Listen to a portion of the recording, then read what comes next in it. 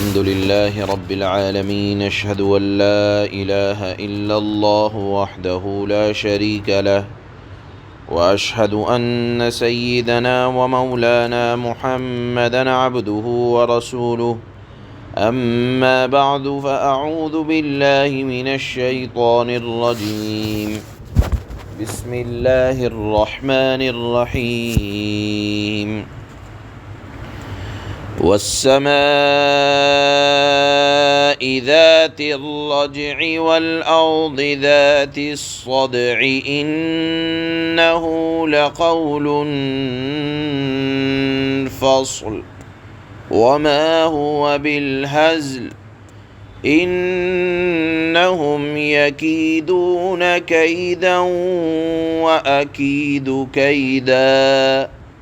فمهل الكافرين أمهلهم رويدا صدق الله مولانا العلي العظيم۔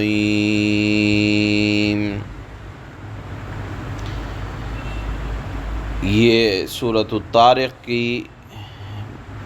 اخیر کی آیتیں ہیں اور پھر یہ سورت مکمل ہو جاتی ہے۔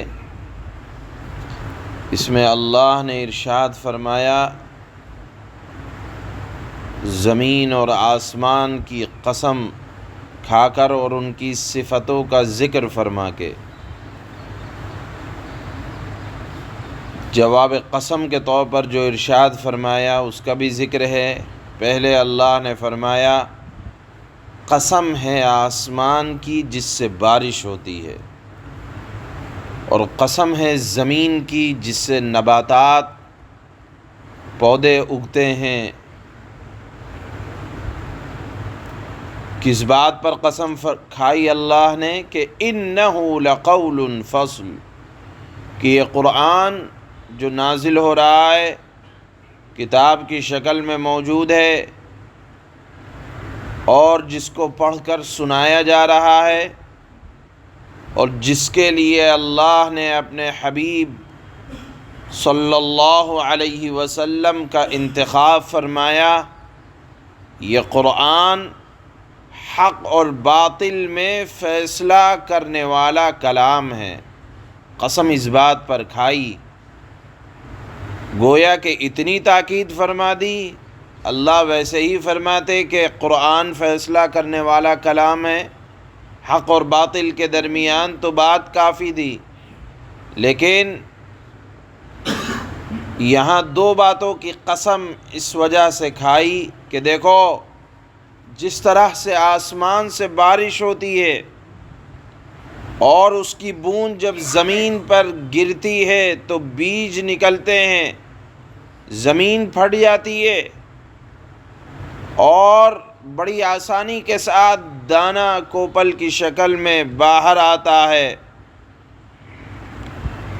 تو زمین پر سرسبز و شادابی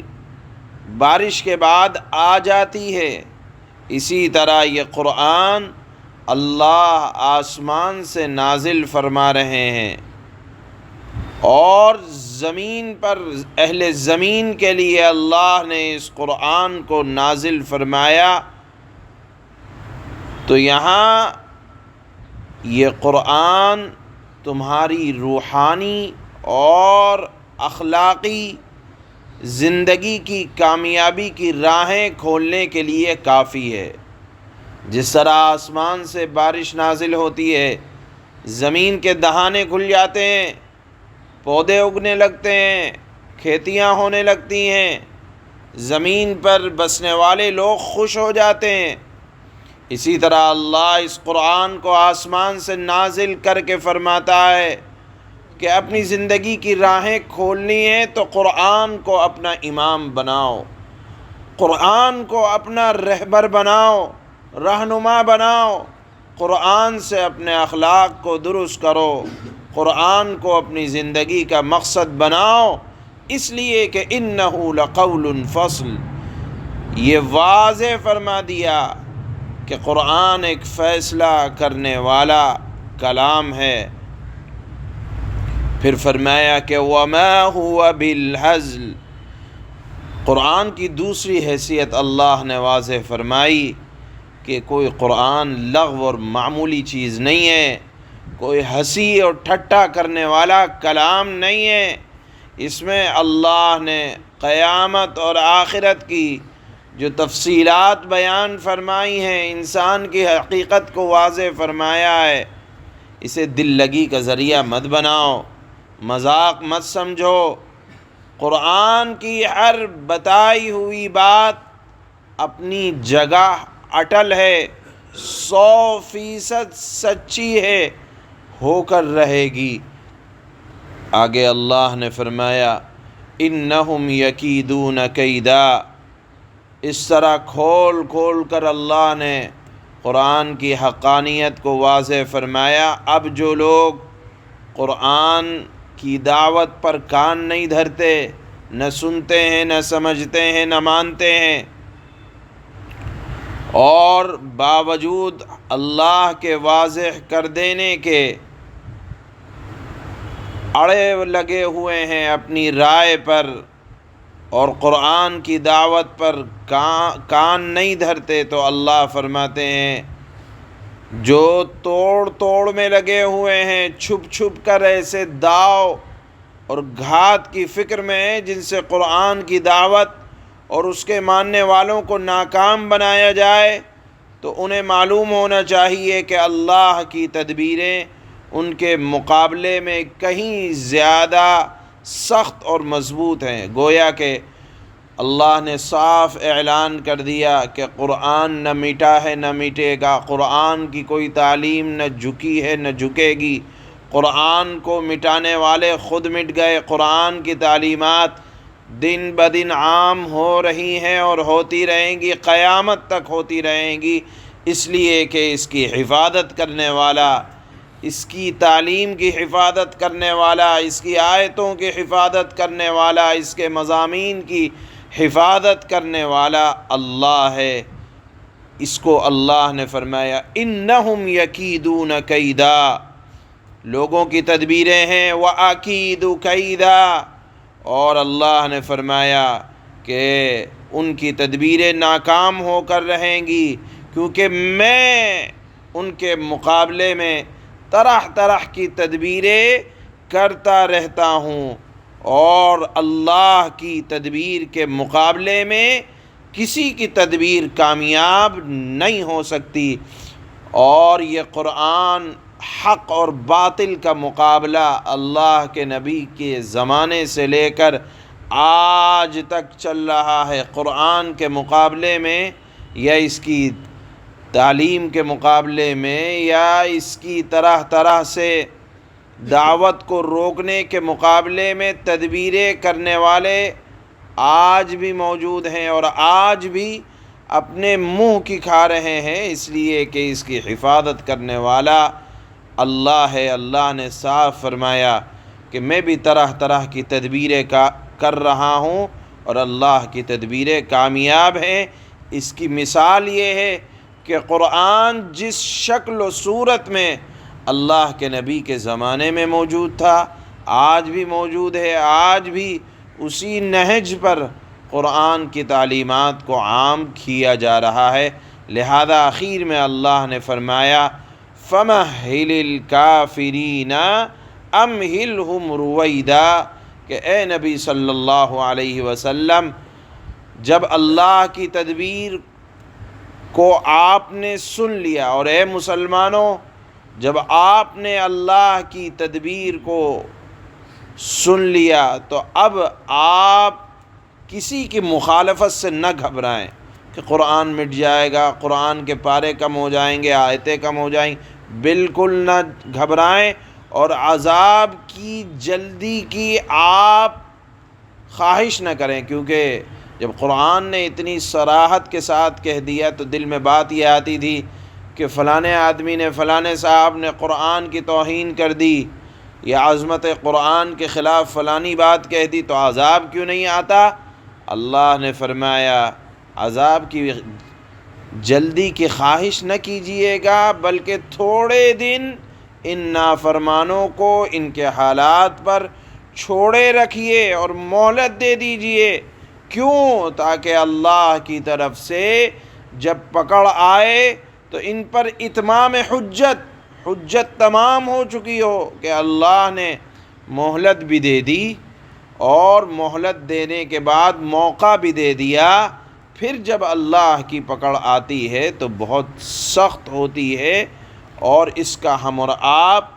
مشاہدہ کرتے رہتے ہیں کہ اللہ جب ڈھیل دیتے ہیں تو ڈھیل ملتی رہتی ہے، لیکن جب پکڑ آتی ہے تو انتہائی سخت ہوتی ہے۔ اسی مضمون کو اللہ نے سورۃ الطارق کی اخیر میں بیان فرمایا ہے کہ اگر آپ نافرمانوں کو دیکھ رہے ہوں کہ بہت پنپ رہے ہیں باوجود گمراہی کے، تو اللہ نے موقع اس لیے دے رکھا ہے تاکہ حجت تمام ہو جائے، پھر کوئی عذر نہ کر سکیں کہ ذرا تو نافرمانی ہوئی تھی، اللہ موقع دے دیتے۔ تو اللہ نافرمانی کے بعد موقع ضرور دیتے ہیں، لیکن اس موقع دینے کو عزت افزائی کا سبب نہ سمجھنا چاہیے، بلکہ اللہ کی طرف سے ڈھیل ہوتی ہے۔ اسی مضمون کو اللہ نے آخر میں بیان فرمایا۔ چنانچہ اللہ قسم کھا کر فرماتے ہیں وَالسَّمَاءِ ذَاتِ الرَّجْعِ وَالْأَرْضِ ذَاتِ الصَّدْعِ، قسم ہے بارش بھرے آسمان کی، یا قسم ہے ایسے آسمان کی جس سے بارش نازل ہوتی ہے، بارش اترتی ہے، اور قسم ہے زمین کی جس سے نباتات اگتی ہے، یا اس کا ترجمہ ایسے بھی کیا جا سکتا ہے کہ پھوٹ پڑنے والی زمین کی قسم، یعنی جس سے نباتات اگتی ہے بارش کے بعد۔ قسم کیوں کھائی؟ فرماتے ہیں اللہ انہ لقول فصل، قسم اس لیے کھائی کہ یہ قرآن ایک فیصلہ کن بات ہے، فیصلہ کرنے والا ہے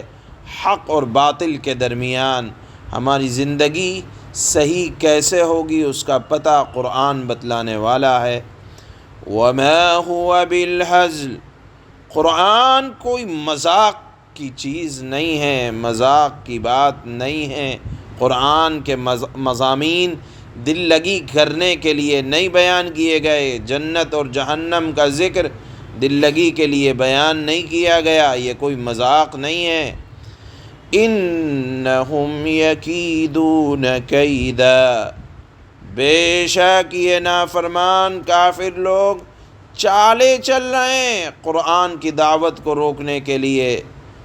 طرح طرح سے کام کرتے رہتے ہیں، لیکن یاد رکھیں وَأَكِيدُ كَيْدًا، میں بھی یعنی اللہ اپنی چال چل رہا ہوں، یعنی ان کے مقابلے میں بھی قرآن کی حفاظت اور اس کے مضامین کی ذمہ داری لے رکھی ہے، لہذا یہ کبھی کامیاب نہیں ہوں گے۔